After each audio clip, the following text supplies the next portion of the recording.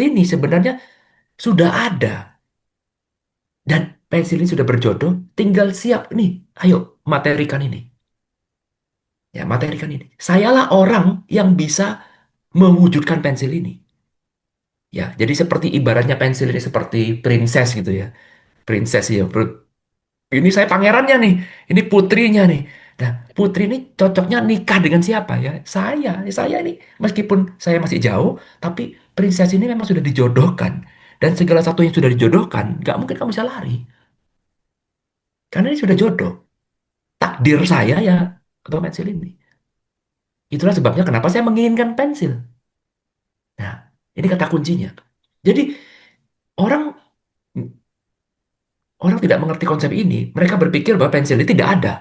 Hmm. Jadi dia sedang mencari sesuatu yang sudah ada. Sesuatu hal yang tidak ada. Beda loh, Pak. Orang yang mencari satu hal yang tidak ada dengan orang yang mencari mewujudkan jodoh saya. Beda.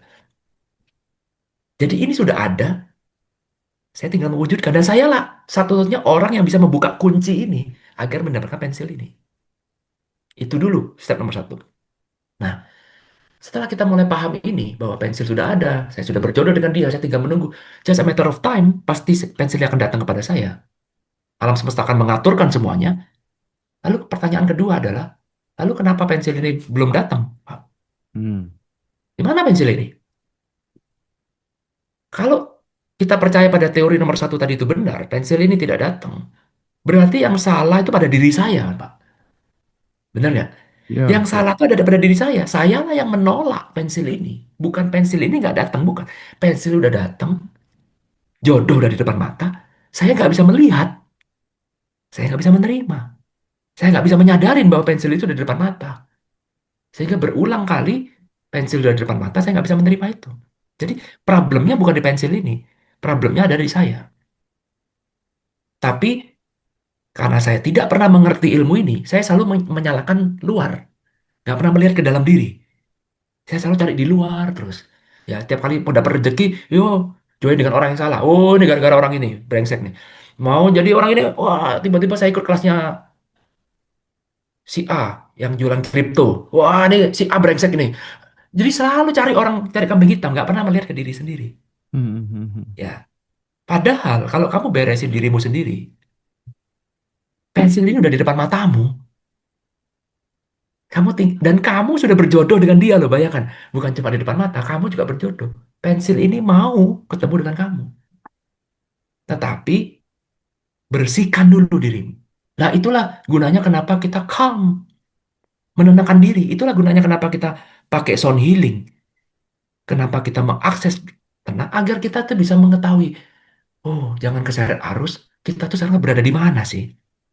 Kita menyadari betul bahwa apapun yang saya inginkan itu sudah berjodoh dengan saya dan saya sedang on the way menuju ke sana. Saya sedang dibentuk, diarahkan menuju ke sana. Itu disebut dengan certainty, suatu kepastian. Tidak ada keraguan. Meskipun saya harus lewat kebangkrutan, meskipun saya harus lewat ban gembos, meskipun saya harus melewat ketemu orang-orang brengsek, tidak mengurangi sedikit pun bahwa saya on the track. Ini bagian dari perjalanan saya. Tidak ada keraguan sedikit pun. Karena itu kita perlu ketenangan. Supaya bisa begitu, kita perlu tenang. Karena gampang sekali kita keseret arus drama daripada kita keluar dari drama itu. Kita butuh ketenangan, nomor satu modalnya. Nomor dua, kita butuh prasangka baik. Lah, itulah reconnect. Kenapa dikawinkan kan? Sound Oh. healing dengan reconnect. Hmm, hmm, hmm. Ketenangan aja nggak cukup kalau kita prasangkanya buruk. Kita udah tenang, kita bilang, wah ini gara-gara A, gara-gara B, sama juga. Kita udah tenang, cari prasangka baik. Oke. Hmm, hmm, hmm, hmm, hmm. Tadi pertanyaan yang kedua.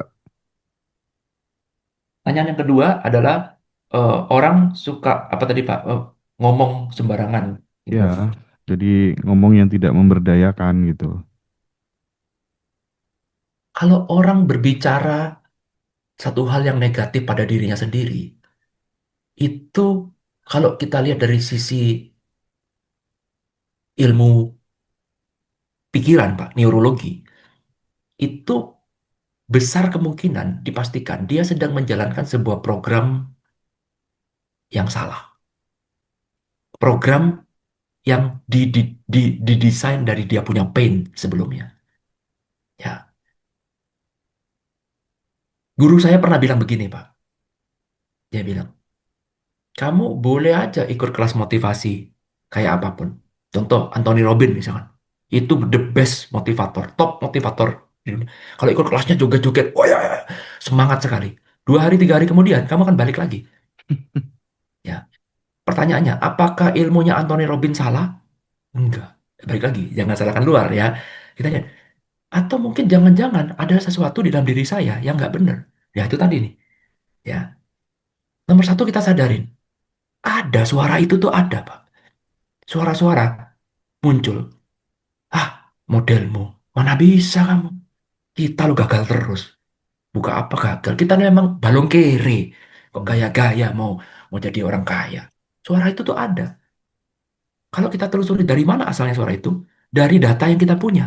Mungkin dulu kita pernah dikecewakan orang, mungkin dulu kita pernah dipermalukan orang, mungkin kita pernah berbuat kebodohan, suatu hal yang kita sesali, yang nggak bisa kita terima, luka batin.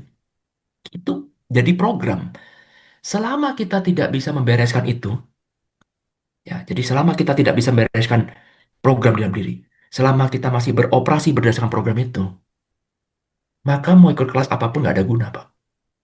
Karena balik-balik lagi, program itu akan menang. Itu disebut dengan identitas di dalam, kalau dalam ilmu neurologi, disebut dengan identitas.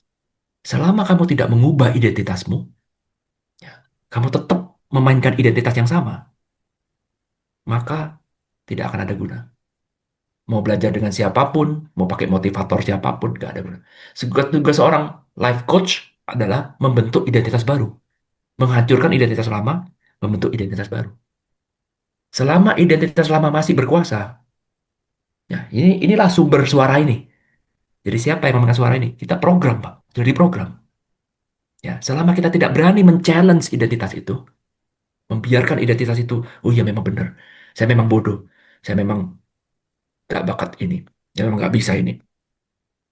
Ini Selama kita, hmm, ini di kelas itu ada ya kok ya di breakdown ya materi untuk mengubah identitas lama menjadi baru ini. mungkin kita nanti di kelas, karena kelasnya kita cuma 1 hari ya Pak ya. Dan Mhm. mungkin ini sebuah intro lah ya. Mhm. Karena untuk membreakdown identitas itu perlu banyak proses, tentu saja. Yes.